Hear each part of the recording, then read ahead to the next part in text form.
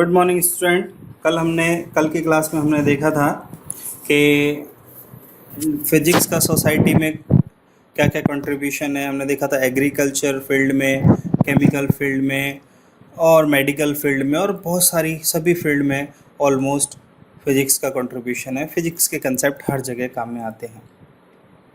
अच्छा स्टूडेंट, हमने basic 4 forces के बारे में स्टडी की थी कि 4 फोर्सेस होते हैं। स्ट्रॉन्ग न्यूक्लियर फोर्स सबसे स्ट्रॉन्ग है, उसके बाद इलेक्ट्रोमैग्नेटिक फोर्स का नंबर आता है, फिर वीक न्यूक्लियर फोर्स और सबसे वीकेस्ट फोर्स जो नेचर में हमें मिलता है दैट इज़ ग्रेविटेशन फोर्स।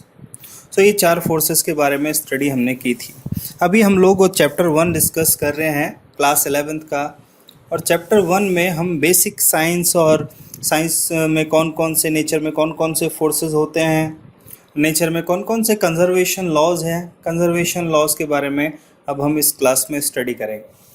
सबसे पहली बात तो कंजर्वेशन क्या होता है। तो कोई भी क्वांटिटी अगर चेंज नहीं होती, the total sum of A quantity is remain constant, इसको हम बोलते हैं कंजर्व। तो कंजर्वेशन का मतलब है हम उसको ना तो इंक्रीज कर सकते हैं ना डिक्रीज कर सकते हैं, ना तो वो क्वांटिटी को जनरेट किया जा सकता है ना उसको डिस्ट्रॉय किया जा सकता है।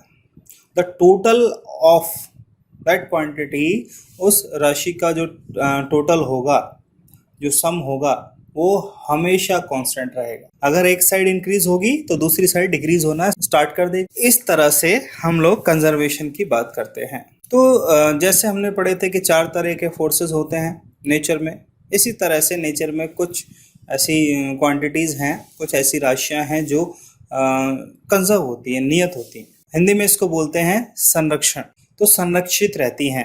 तो इनमें से सबसे पहले हम लोग डिस्कस करते हैं law of conservation of energy. तो हम ये कह सकते हैं कि जो नेचर में एनर्जी है वो ना तो डिस्ट्रॉय हो सकती है ना ही जनरेट हो सकती है। हाँ, एनर्जी को एक फॉर्म से दूसरी फॉर्म में कन्वर्ट कर सकते हैं, but the total amount of energy is remain constant.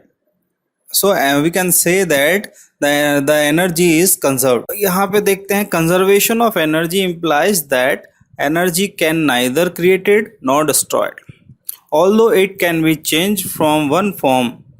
कौन कौन सी फॉर्म होती है? मैकेनिकल, काइनेटिकल, केमिकल, बहुत सारी फॉर्म होती है। हीट इनटू अनदर, तो एक फॉर्म से दूसरी फॉर्म में इसको कन्वर्ट कर सकते हैं, बट जनरेट नहीं कर सकते एनर्जी को और ना ही डिस्ट्रॉय कर सकते हैं।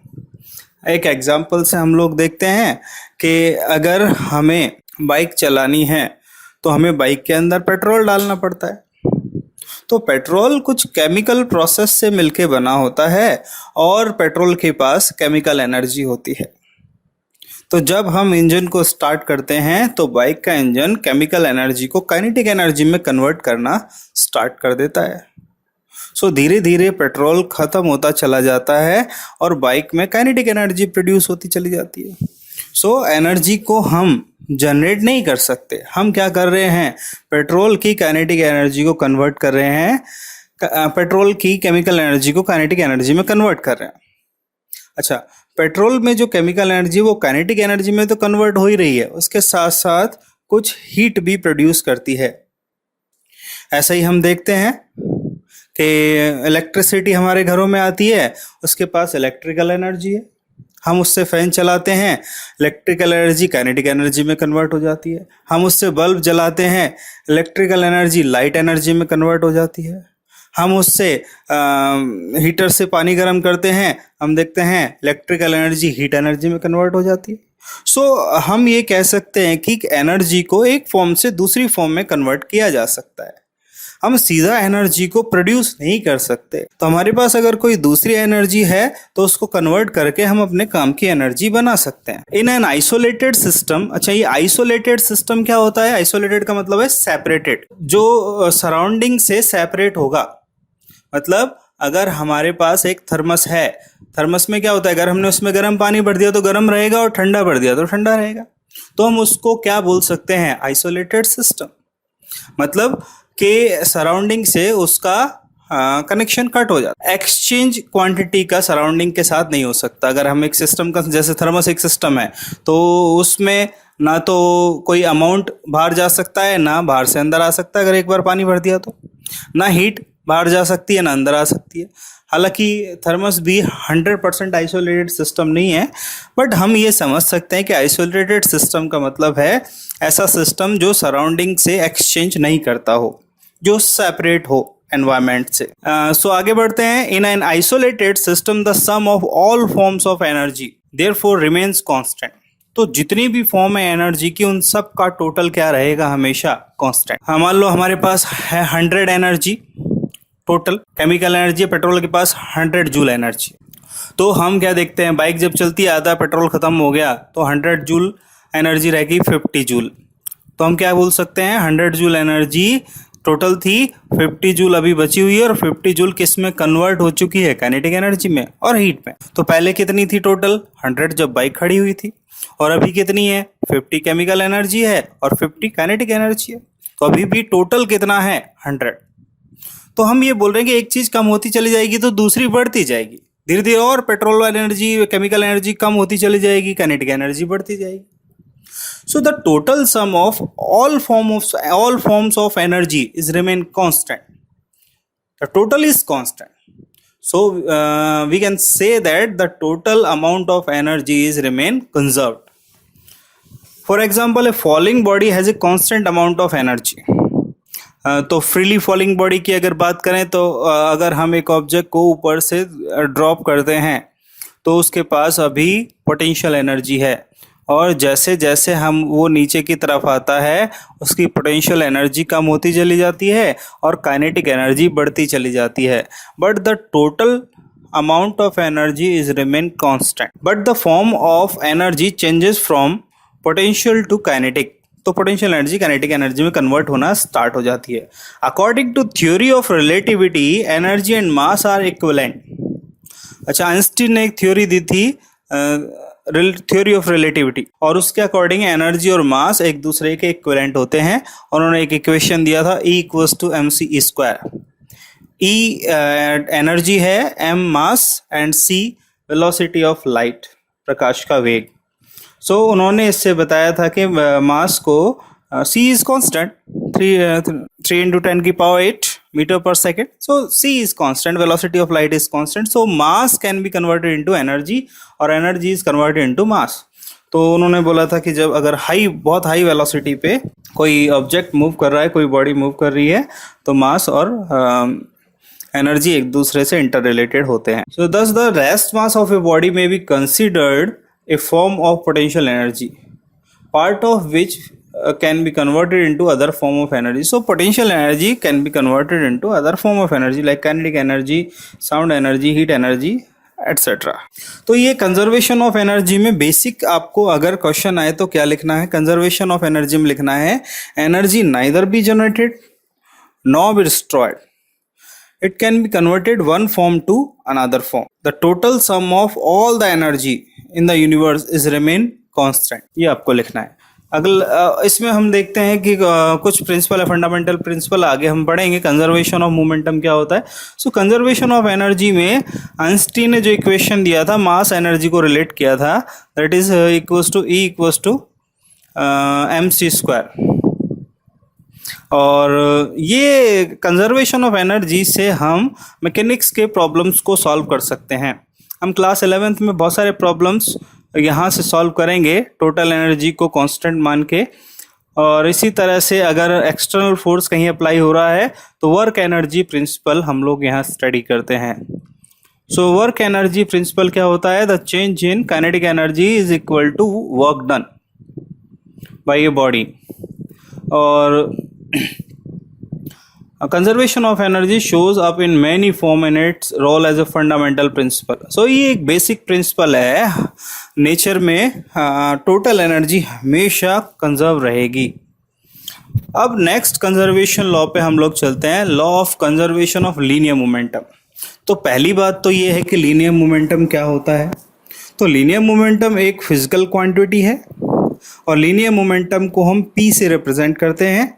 ये एक वेक्टर क्वांटिटी है। वेक्टर का मतलब क्या होता है? मैग्नीट्यूड और डायरेक्शन दोनों की रिक्वायरमेंट है इसको रिप्रेजेंट करने के लिए। सो लीनियर मोमेंटम का फॉर्मूला अगर हम लिखते हैं तो ये होता है P equals to m into v. P linear momentum है, m मास है बॉडी का और v वेलोसिटी है। So P equals to m into v. तो ये जो P है ये लीनियर मोमेंटम है, ये हमेशा कांस्टेंट रहेगा पूरे एक सिस्टम का।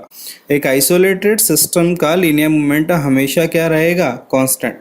और इन the absence of external force, बाहर से कोई फोर्स नहीं लगना चाहिए। एक्सटर्नल फोर्स क्या होता है? देखिए एक्सटर्नल फोर्स क्या होता है कि अगर कोई चेयर है और हम उसको पुश करते हैं, कार वाला एग्जांपल लेते हैं। कार में हम अगर कार बंद हो गई तो उसको धक्का मारते हैं, कार चलने लगती है। तो ये जो फोर्स है जो कार को आगे धक्का मारने के लिए, आगे बढ़ाने के लिए चाहिए, वो फोर्स कार के अंदर से लगाया गया है या कार के बाहर से। कार को अभी हम एक सिस्टम कंसीडर कर रहे हैं। तो कार को पुश करने के लिए क्या करना पड़ेगा? कार से उतर के और उसको फोर्स लगाना पड़ेगा, धक्का मारना पड़ेगा, तो कार आगे बढ़ेगी। अच्छा, कार के अंदर बैठे बैठे ही आगे वाली सीट को धक्का मारने से क्या कार चल सकती है? आगे वाली सीट को धक्का मारने से कार नहीं चल सकती। क्यों? क्योंकि वो इंटरनल फोर्स है। ऐसे फोर्स जो सिस्टम के अंदर से लगे हैं उनको बोलते हैं इंटरनल फोर्स, और ऐसे फोर्स जो बाहर से लगते हैं उनको बोलते हैं एक्सटर्नल फोर्स। तो इंटरनल फोर्स मोशन के लिए रेस्पॉन्सिबल होता ही नहीं, मोशन के लिए रेस्पॉन्सिबल होता है एक्सटर्नल फोर्स। तो बाहर से फोर्स लगाना पड़ेगा तब चीजें मूव करना स्टार्ट होंगी। जैसे हम जानते हैं कि हर एक ऑब्जेक्ट मॉलिक्यूल से, एटम से मिलके बना है, और एटम में न्यूक्लियस होता है और न्यूक्लियस पॉजिटिवली चार्ज होता है और उसके चारों तरफ इलेक्ट्रॉन रिवॉल्व करते रहते हैं और इलेक्ट्रॉन पे नेगेटिव चार्ज होता है। अब पॉजिटिव और नेगेटिव में एक अट्रैक्शन का फोर्स लगता है। तो मान लो एक गिलास है और गिलास बहुत सारे मॉलिक्यूल से बना है और बहुत सारे इलेक्ट्रॉन चक्कर भी लगा रहे हैं, तो पॉजिटिव और नेगेटिव के बीच में अट्रैक्शन का फोर्स है। तो ग्लास पे फोर्सेस लग रहे हैं या नहीं लग रहे? फोर्सेस तो लग रहे हैं। क्यों? बहुत सारे न्यूक्लियस हैं और वो सब इलेक्ट्रॉन को अट्रैक्ट कर रहे हैं, फोर्सेस हैं। लेकिन क्या ग्लास ऐसा मूव करने लग जाएगा रखा रखा? मूव नहीं कर सकता। क्यों? क्योंकि ये फोर्स इंटरनल फोर्स है। अगर आप बाहर से धक्का मारेंगे तो मूव करेगा। सो एक चीज और समझ में आती है यहाँ पे कि किसी भी चीज को मूव करवाने के लिए, मोशन के लिए फोर्स रिक्वायर्ड है, लेकिन ये फोर्स कैसा होना चाहिए? External. Internal force is not responsible for the motion.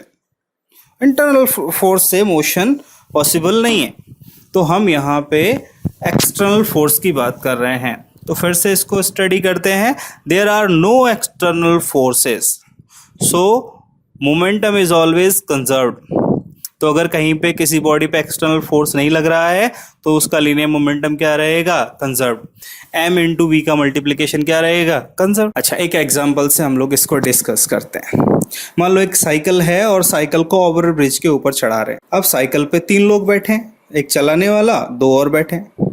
मान लो एक पर्सन में 50 kg वेट है, तो तीनों का मास कितना हो गया? 50 50 50 150 हो गया टोटल मास। और साइकिल का वेलोसिटी है मान लो 20, तो टोटल 150 मास और वेलोसिटी हो गई 20। तो जो सिस्टम है, एक सिस्टम हमने किसको कंसिडर किया है? साइकिल को। तो अगर बाहर से कोई फोर्स नहीं लगाएंगे, बाहर से कोई फोर्स नहीं लगाने का क्या मतलब है? अब और पेडल नहीं मारा जा रहा है और उसी कांस्टेंट स्पीड से साइकिल चल रही। तो अगर मास कम होगा तो वेलोसिटी बढ़ जाएगी और मास बढ़ेगा वेलोसिटी कम हो जाएगी, लेकिन दोनों का जो मल्टीप्लिकेशन है वो क्या रहेगा? कांस्टेंट। अच्छा, अब टोटल मास है उस सिस्टम का 150 और टोटल वेलोसिटी है 20, तो 150 इंटू 20 3000। तो m इंटू वी या लीनियर मोमेंटम कितना आ गया उस सिस्टम का? 3000। अब एक बंदा उससे उतर गया साइकिल से। ध्यान रखिए, एक्सटर्नल फोर्स नहीं लगा रहे हैं। एक्सटर्नल फोर्स का मतलब अभी और बाहर से कोई फोर्स नहीं लग रहा है, कोई उसको धक्का नहीं मार रहा, इंटरनल फोर्स है। तो एक बंदा उतर गया, उसका मास कितना रह गया? 2 पर्सन बचे हैं, 100। तो हम क्या देखेंगे? तो वेलोसिटी बढ़ जाती है। वेलोसिटी पहले 20 थी, अब हो गई 30, तो 100 इंटू 30 दोनों को मल्टीप्लाई करेंगे लीनियर मोमेंटम कैलकुलेट करने के लिए, फिर से कितना आएगा 3000। सो दोनों का जो मल्टीप्लिकेशन है, लीनियर मोमेंटम कांस्टेंट रहेगा, मास चेंज हो सकता है, वेलोसिटी चेंज हो सकती है, बट दोनों का जो मल्टीप्लिकेशन है m into v linear momentum, वो क्या रहेगा कांस्टेंट। अब एक और बंदा उतर जाता है, सिर्फ एक ही बचा उस पे साइकिल पे, तो साइकिल का मास है 50 और अब उसकी वेलोसिटी बढ़ के कितनी हो जाएगी, उसकी वेलोसिटी बढ़ के हो जाएगी 60 मीटर पर सेकेंड। दोनों को मल्टीप्लाई करेंगे 50 इंटू 60 अगेन 3000। तो ये रूल या ये लॉ कहता है कि the total multiplication of m into v in the absence of external force is remain conserve. बाहर से अगर एक्सटर्नल फोर्स नहीं लग रहा है तो टोटल लीनियर मोमेंटम क्या रहेगा, कंजर्व रहेगा। तो आप देखते भी हैं, अगर आप साइकिल चला रहे हैं और 3 लोगों को बैठ के साइकिल चला रहे हैं, और तो आप क्या देखते हैं, साइकिल की स्पीड स्लो होती है। अब आपने एक आदमी को उतार दिया, अब साइकिल तो उतने ही जोर लगा रहे हैं आप जितना पहले लगा रहे थे, फोर्स तो उतना ही लग रहा है। अब एक बंदे को उतारने से, मास कम होने से आप क्या देखते हैं, उतने ही जोर लगाने से अब साइकिल और तेज स्पीड से चलने लगती है। तो आप क्या देखते हैं, मास को कम किया तो वेलोसिटी बढ़ गई, तो क्या होगा, नेचर में लीनियर मोमेंटम हमेशा क्या रहता है, constant. Because momentum is conserved, it's component in any direction will also be conserved. तो अलग अलग डायरेक्शंस की बात करें तो हर डायरेक्शन में जो कंपोनेंट्स है वो कंजर्व रहते हैं। Application of the law of conservation of linear momentum is important. इसके एप्लीकेशन बहुत इंपॉर्टेंट है, स्पेशली जब हम कोलिजन्स पढ़ेंगे। क्लास 11th में हम पढ़ते हैं कोलिजन्स, तो उन कोलिजन्स में भी हम लीनियर मोमेंटम की हेल्प से क्वेश्चंस को सॉल्व करते हैं। The operation of rocket exemplifies the conservation of momentum. तो प्रोपोर्शन ऑफ रॉकेट को जब हम छोड़ते हैं तो उसमें जो कौन सा प्रिंसिपल काम करता है, conservation of linear momentum. The increase forward momentum of rocket is equal but opposite in sign to the momentum of ejected exhausted gases। तो जितनी स्पीड से गैसेस निकलेंगी और तो उतनी स्पीड से रॉकेट ऊपर की तरफ जाता है। तो total linear momentum is remain constant. So rocket जो ऊपर की तरफ जाता है, propulsion उसको बोलते हैं। propulsion of rocket is based on the principle of conservation of energy। अगला हम लोग डिस्कस करते हैं और कौन सा लॉ और कौन सी चीज़ें कंजर्व रहती है। अच्छा, उससे पहले यहाँ पे हमने इस डायग्राम में समझा रखा है कंजर्वेशन ऑफ मोमेंटम में ये एक फंडामेंटल प्रिंसिपल है, बेसिक प्रिंसिपल है। तो अभी तक हमने क्या पढ़ लिया कि एनर्जी कंजर्व होती है, और क्या पढ़ लिया, लीनियर मोमेंटम कंजर्व होता है। तो ये किसकी तरह है, basic rule conservation of energy. एक और हम कंजर्वेशन पढ़ेंगे, कंजर्वेशन ऑफ एंगुलर मोमेंटम। तो ये इससे हम क्या कर सकते हैं, कंजर्वेशन से इसको अप्लाई कर सकते हैं, और इसको अप्लाई करके कोलिजन्स को हम एनालाइज कर सकते हैं। कोलिजन्स कौन कौन सी होती है, इलास्टिक और इनइलास्टिक। और कोलिजन्स का एक और टाइप है, वन डायमेंशन हो सकती है और मल्टी डायमेंशन हो सकती है। तो कोलिजन्स हम लोग पढ़ेंगे वर्क पावर एनर्जी वाले चैप्टर में, क्लास 11th में, तब इसको और डिटेल से हम लोग डिस्कस करेंगे। और कंजर्वेशन ऑफ लीनियर मोमेंटम को अप्लाई करते हैं मोमेंटम में, एक आइसोलेटेड सिस्टम के मोमेंटम में। और ये कैसा होता है, रिलेटिविस्टिक होता है। अच्छा, allows momentum change for system with external force. अच्छा, लीनियर मोमेंटम में चेंज हो सकते हैं, लेकिन उसके लिए क्या करना पड़ेगा, बाहर से एक्सटर्नल फोर्स लगाएंगे तो चेंज हो जाएगा। अगर एक्सटर्नल फोर्स नहीं लग रहा, बाहर से कोई फोर्स नहीं लग रहा, तो लीनियर मोमेंटम हमेशा क्या रहेगा, conserve. Which are equal to impulse of force. Impulse का मतलब होता है a force for a very short duration. छोटे से टाइम के लिए जो फोर्स लगता है, जैसे इंजेक्शन का फोर्स लगता है ना, छोटे से टाइम के लिए बहुत ज़्यादा फोर्स, तो इसको बोलता है इम्पल्स ऑफ फोर्स। अच्छा, अगला कंजर्वेशन है एंगुलर मोमेंटम। तो ये लीनियर मोमेंटम के जैसा ही लगता है सुनने में। एंगुलर मोमेंटम और लीनियर मोमेंटम में थोड़ा फ़र्क है। क्या फ़र्क है कि लीनियर मोमेंटम तो लीनियर मोशन से रिलेटेड है। कोई ऑब्जेक्ट अगर स्ट्रेट लाइन में मूव कर रहा है तो उसमें कौन सा प्रिंसिपल यूज़ होगा, कौन सा लॉ लगेगा, कंजर्वेशन ऑफ लीनियर मोमेंटम। लेकिन अगर कोई चीज़ रोटेशन मोशन कर रही है, घूर्णन गति कर रही है, तो उसमें कंजर्व रहता है एंगुलर मोमेंटम। हम इसके बहुत सारे एग्जांपल डिस्कस करेंगे जब हम रोटेशन मोशन में क्लास 11th में इस चैप्टर में इसको स्टडी करेंगे। तो conservation of angular momentum of rotating bodies is analogous to the conservation of linear momentum. तो बिल्कुल लीनियर मोमेंटम के जैसा ही है, इसकी एनालॉजी बिल्कुल सेम है। बट लीनियर मोमेंटम होता है लीनियर मोशन के लिए और एंगुलर मोमेंटम होता है रोटेशनल मोशन के लिए.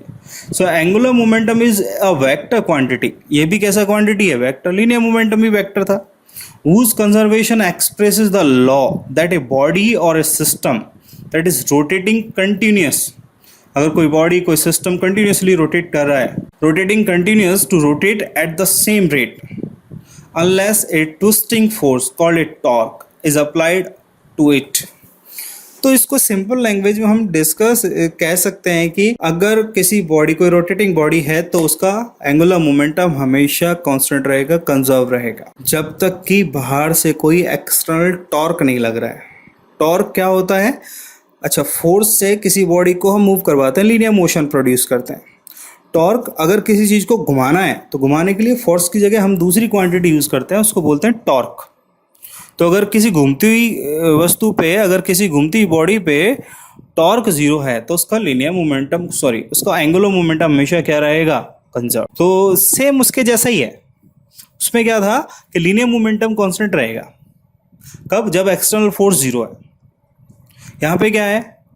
एंगुलर मोमेंटम कंजर्व रहेगा रोटेटिंग बॉडी का. कब? जब उस पे एक्सटर्नल टॉर्क जीरो है. तो वहाँ एक्सटर्नल फोर्स जीरो होता था, यहाँ टॉर्क जीरो है. The angular momentum of each bit of matter consist of the product of its mass, its distance from the axis of rotation, and the component of its velocity perpendicular to the line from the axis.